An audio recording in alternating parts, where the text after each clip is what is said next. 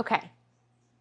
A while back, I did the chocolate fudge cookies. They are one of my favorite recipes. Absolutely love it. It took me 17,000 different ways to tweak it before I found it the way I liked it. And the other day, I was craving a vanilla cookie instead of a chocolate one.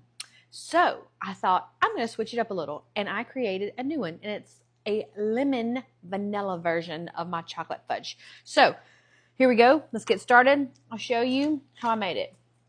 First, we're going to do 2.5 cups of almond flour. I love mixing Trim Healthy Mama baking blend with it, but I don't have any of that. So that's a 1/2 cup. So that's 1. And that's 2, and then a 1/2 cup. I hope I just did that right. 2.5 cups of almond flour. Then we're going to do 2/3 cup of collagen. If you're wanting chocolate, do chocolate. I want vanilla and lemon, so I am going to do this lemon flavored collagen. We're going to do 2/3 cup of that. We're going to do all our dry ingredients first. You know what? I forgot the eggs. Hold on. All right, it was 2 eggs at room temperature. Couldn't remember, and I had to get my eggs. So I've done the collagen, almond flour. All right, then we're going to do 3/4 teaspoon of baking soda. Not bacon, baking. 3/4. So 1, 2, 3. All right. I think that's all the dry ingredients. Oh, nope. 3/4 cup of, you can do brown sugar swerve. I'm doing the Trivia. And we are going to do 3/4 of a cup. 3/4 of a cup. And this all depends on how sweet you like your cookies. I like mine a little on the sweeter side. So I do about 3/4. So 3/4 cup. All right. Now we're going to start adding our wet ingredients. 2 tablespoons of melted coconut oil. I use Chalk Zero sugar-free maple syrup. It's the best that I have found. And we are going to do 1/2 cup of that. This makes your cookies super creamy and moist. It's not a dry cookie, which you kind of battle with when you're doing almond flour. Sometimes, hey baby, hand me a spoon out of there.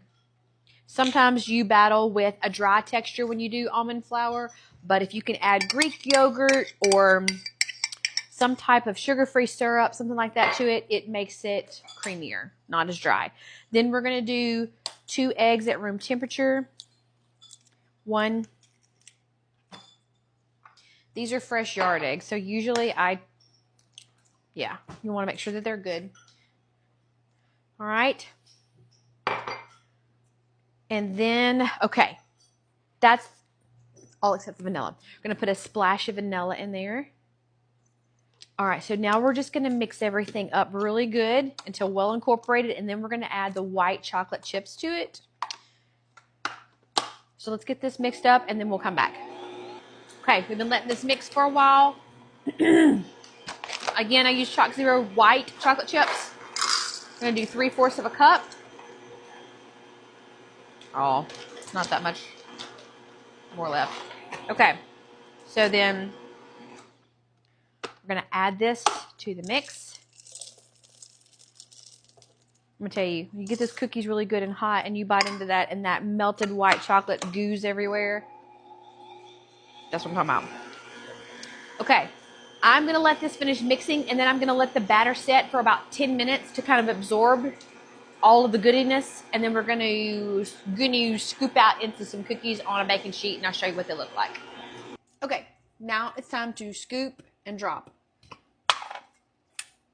I use a little cookie scoop, spray it with olive oil, and then start to make your little cookies.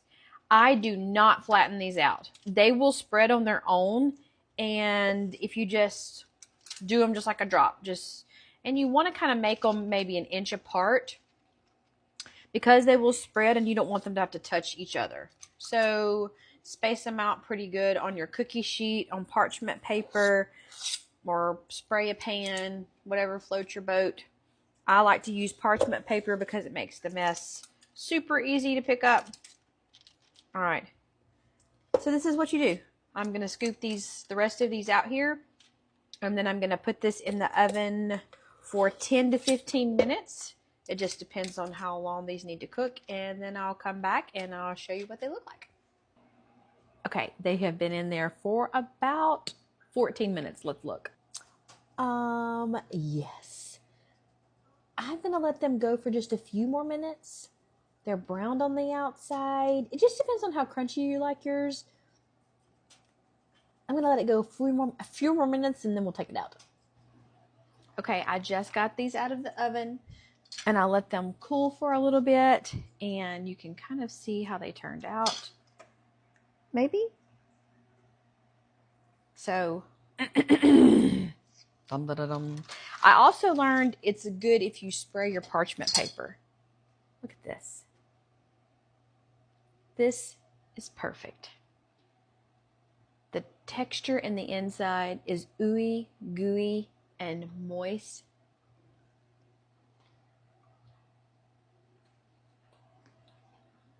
Absolutely amazing. You would never believe that is sugar-free. If you like white chocolate and you like lemon, you have to go make these right now.